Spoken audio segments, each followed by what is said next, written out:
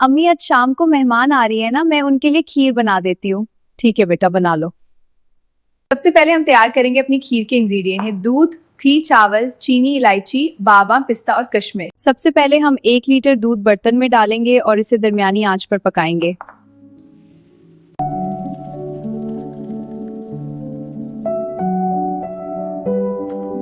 अब इसमें 2 खाने के चम्मच भिगोए हुए चावल डालेंगे।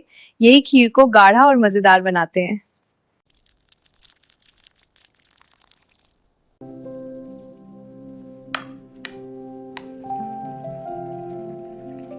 जब चावल नरम होने लगे तो इसमें आधा कप चीनी डाल देंगे और अच्छी तरह मिक्स करेंगे। अब खीर की खुशबू के लिए इसमें 3-4 छोटी इलायचियां डाल देते हैं।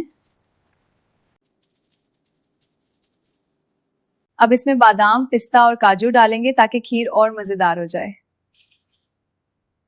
आखिर में थोड़ा सा क्योड़ा वाटर और किशमिश डाल देंगे। अब हमारी स्पेशल खीर तकरीबन तैयार है। कुछ ही देर में खीर तैयार हो जाती है और आयशा उसे खूबसूरत प्यालों में निकाल लेती है। ये खीर तो बहुत मजे की लग रही है, मेहमानों को पसंद आएगी।